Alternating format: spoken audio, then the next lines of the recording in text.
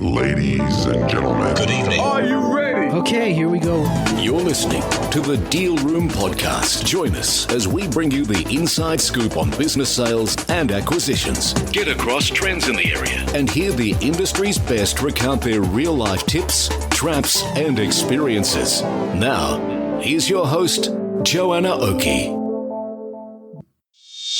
Hi, it's Joanna Oakey here and welcome back to the Deal Room Podcast, a podcast proudly brought to you by our commercial legal practice, Aspect Legal. Now, today we return with the second part of our three-part series for you with the fabulous Mike Davis, who is a client of Aspect Legal. And in this three-part series, we're talking all about Mike's interesting journey in acquiring and exiting multiple businesses over his 41-year career. Today, in this second part of our three-part series, we dig into Mike's venture capital experience, the conflict and breakdown of relationships between shareholders, and how exiting the business affected Mike's life. So buckle in, and here we go with part two of our three-part series with Mike.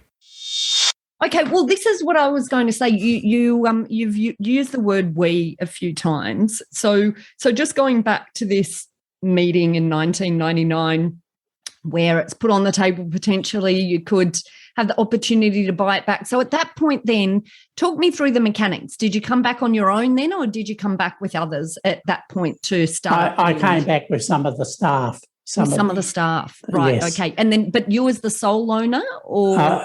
Me as the majority owner. Yep, with a class of shares for the employees. Got it. I love it. And tell me a little bit about that. How do you feel on reflection? What do you think the positives and negatives are of employees holding shares? Well, the positives are if it's handled correctly, it gets buy-in to the vision. Yeah. If they haven't got buy-in to the vision but own shares, they're going to be nuisances. Yeah. And we did have a few who rolled out of the business because they weren't in for the long term, but there's a couple of employees still in that business who have had fundamental shareholding in the business. Wonderful. In the early days. Yeah. Only minor shares. You needed but major control. But the VC experience, it was like jumping out of the pot into the fire. Well, let's talk about the VC experience then. So how did the VC experience come about? What happened to you? Well, the VC, frankly, didn't offer any value for growth of the business. Right. And it tended to be because maybe that's because it's a specialised business that is not. It's not a software company that's making apps and that sort of thing. It's quite specialised in what it does. Maybe because also it has an element of old world business in it. Yeah.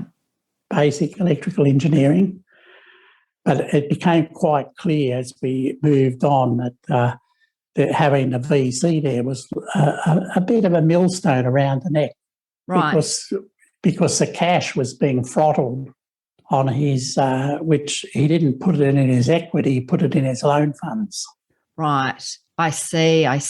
Right. And what was the idea? What was your idea at the time of getting a VC on board? Was it that presumably it was about getting access to more capital at the time? Correct. Yeah. And I was intoxicated by young Kerry Packer and people like that running around town, turning Aussie mail into billion-dollar companies and that sort of thing. I said maybe there's an opportunity to do that with machines. Yeah.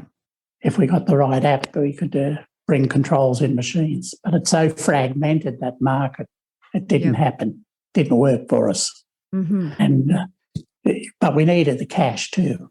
Right. We needed the cash. And so then what happened with the VC? Oh, so the VC didn't hold equity at that point. They had simply provided. It was more about loan funds, was it? He had equity in terms he did have equity. Convertible notes. Right, I see. He had convertible notes hanging, which is the sort of Damocles hanging over your head. Don't pay the loan back, don't pay the interest. Yeah. I'll convert. Yeah. those notes. So it really he was in business. He needed to protect his interest also.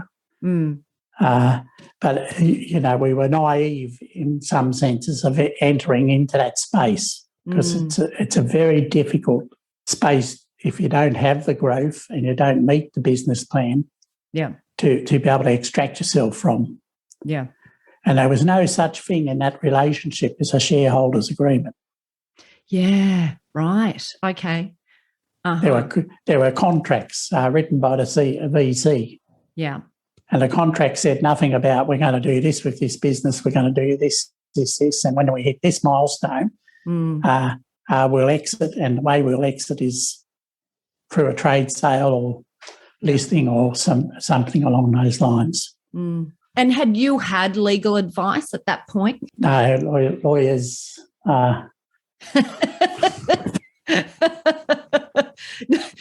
You weren't in love with them right then. Well, it wasn't so much that legal people put the contracts with the VC together. Yeah. But, lawyers, in terms of us, with due respect, I've been converted now, a new man.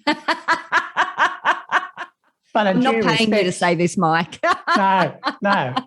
But lawyers knows where you went to buy a house. Yeah, right. Not to run a business. Yeah. That's the thinking, and I'm sure that thinking remains in the majority of small businesses across this country at the moment. And when was it that you started to change your thinking on that approach to lawyers? Was it just right at the end when we met you, or was? Oh no, it was in 2010. Right. In 2010, the VC said, "I'm closing up the fund. You go out and get someone to take my place." So there I was again. I wasn't in a position to go to a bank and say, "Give me so much to get rid of this VC." So I had to find equity partners. I told you I was a slow learner. So we're back to equity partners. Yes. Okay. And so how did you find them? Through the industry and through contacts. Yep. And it turned out that in the equity partners I had, one was a lawyer. Right. I see. Yes. And so talk us through the process there. Obviously, you've had this experience in the past where you'd had ideas of bringing people on board in a number of different ways and it hadn't quite worked.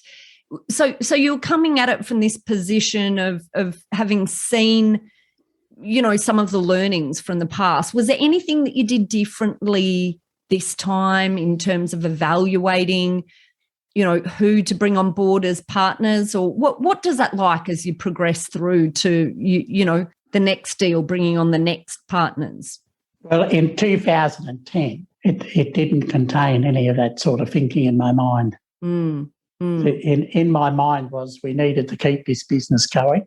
Yeah. We had a whole lot of families dependent on the business going. We could have liquidated the business, but we needed to keep this going. And so I wasn't desperate, but I was pretty close to it. Because I was under a lot of pressure of other nominees of the VC company coming in who knew nothing about the business. Yeah.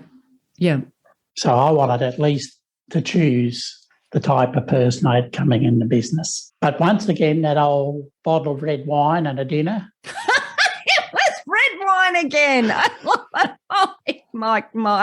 I can see here one of our lessons. Something about red wine when we... I don't touch it now. I don't touch it.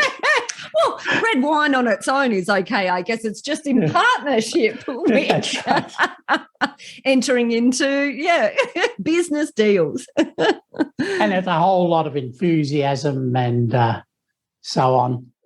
But the partners that I chose on the way round this time, the company started to grow well. We won big contracts with multinational companies, took contracts in the USA. Yeah. So we were doing quite well. But the new partners were non-exec directors, Yeah. but they were very involved in day-to-day operation. Yeah, right. Okay. Yep. And that led to conflict. But and Yes. do you think part of that once again comes from, the difficulty when you've run a race so long on your own and you have really strong feelings about what it is that drives the success of a business, and having that issue that maybe you don't always have the same vision of what it is that is fundamental to the success of a business than others? Well, I think it's priority on vision. That is the main conflict. I'm sure I knew it was time in the business when they used to start to call me the old man. Don't let the old man hear you say that. And you felt that was perhaps that was a signal. that was a signal. but you do get the thing about it, Joanna, is there's not a lot of scope in the type of industry that I'm in electrical engineering, for creativity. Yeah, right. Electrical machines have always and always will obey the laws of physics. Whereas businesses tend to obey the laws of man. Yeah. That's where the major conflict came in my mind in the business, is that I was focused on doing the right thing around the machines and the knowledge I'd gathered over 50 years of working with those machines. I had a reasonable understanding of the customer's expectations. Yeah. And how to make them satisfied that we were doing the best for them. Yeah. And they were priorities for me in the business. Yeah. Other people, even though you have a shareholders agreement, it doesn't address the fact, what is the priorities of your equity partner in the business? Is his priority to get have no debtors over 60 days? Yeah. Well, that's a noble priority, but is it the most important thing? Yeah. Because there could be one at 120 that's got a problem, and it could be our problem. Yeah. So getting people there who didn't have the customer focus but only saw the business in one dimension tended to dislocate the management team of the business. Yeah. And that intervention on behalf of directors into those little pockets of the business when they were non-exec directors created a whole lot of tension in the business. And eventually I felt, I'm not an old man, but I should do what old men do. What's that? Hand this business over to someone else. Yeah, right. And I exited the business. Yeah. So there's a vein that ran from 1981 in that business right through to 2021, 40 years of history, that I knew that exit button needed to be pressed. Yeah. And how did you feel after exiting? What is that feeling? Is it, is it a feeling of, because I feel that there's a lot of emotion at sale in terms of, there's something that's been your business baby, that you've grown all this time and then now you're not there at the helm anymore. Is that how it feels? Talk me through that. Yeah, well, there is the emotional side. You can't change history. And when you're a founder, the business is in the past, is the past. The future, it doesn't belong to you, but it does now. Yeah. And it is a closing of a door there. But that can be liberating. And in my case, it's been tremendously liberating. Oh, isn't that fabulous? That's because how can I close the door on 40 years of business experience, an additional 10 or 15 years of engineering experience at the front end of it, and just go off to the beach house? Well, my guess is, and I know you, I don't think that's the Mike Davis way. Is that right? No, and I think a lot of people do that, and it's great for 3 months. But then what? You still need to. Yes, there's a whole lot of value and experience there. Yeah, and I think Albert Einstein put it succinctly. There's only one place you get knowledge, And that's through experience. Yeah. And you just can't shut the door on knowledge. Yeah. Yeah. And experience in your life. You need to share it. And now I'm heading off in new directions of sharing that knowledge and mentoring people who need to understand the laws of physics and what goes on. So I'm starting another business, but you'll be happy to know, Joanna, that there's 100% equity mine and there's none available for anyone else. Right, got it. Okay, all right. And if there is, well, we'll sit down together and we'll do that shareholders agreement before you get near the bottle of red wine. Yeah. Well, the interesting thing about the shareholders agreement in the last chapter of the business that I've just recently is that it really didn't, in my view, function as designed. Yeah. Yeah. It had shortcomings. So there are shareholders agreements and shareholders agreements. Yeah. You need to seek independent advice on this. Yeah. Yeah. And you need to face up and look at the worst case scenario and see if that document is robust enough to protect everyone's interest. I completely agree. And of course I'm a lawyer, so of course I would say that. But, you know, this is from experience, isn't it, Mike? And it's hard, isn't it? Because I think the very essence of what makes for a successful entrepreneur, that willingness to back yourself, that optimism about the future, is quite often exactly what prevents us from taking the right advice and steps when we're entering into these sorts of deals, right? It's almost behind our blinkers, you know. It's about emotion. You know, remove the emotion. You've got to be cold and objective. Yeah. You need to gather objective information on how these sort of things are going to happen in the end. And it took me 40 years to come to that realisation. Yeah, right. Well, you got there. That's right. But if with more than one story to tell along the way. If the cart came before the horse, and I knew all that back then, I can't tell you what the business would have looked like. Yeah. Because you can't tell the future. Of course. No, absolutely. But of course, you know, it may have been different, but who knows? Who knows with the sliding doors moments.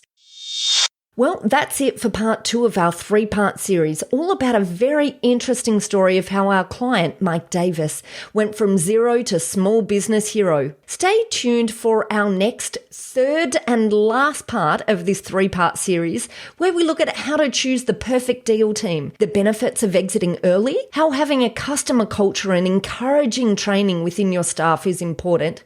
And we also talk about a few tips and lessons Mike has learned from his incredible experience. So don't forget to tune into the last part of this 3-part series. And of course, if you didn't hear part 1, then make sure you head back to the episode just before this one so you can listen to Mike talk all about the initial part of his business journey in part 1 of this 3-part series. And if you'd like to find more information about this topic, then head over to our website at thedealroompodcast.com, where you'll be able to download a transcript of this episode if you'd like to read it in more details. And of course, there you'll be able to find out how to contact Mike Davis and our legal eagles at Aspect Legal if you would like any legal assistance with any of your sale or acquisition matters. And finally, if you enjoyed what you heard today, then don't forget to pop over to iTunes and leave us a review. Well, that's it. Thanks again for listening in. You've been listening to Joanna Oakey and the Deal Room Podcast, a podcast proudly brought to you by our commercial legal practice, Aspect Legal. See you next time.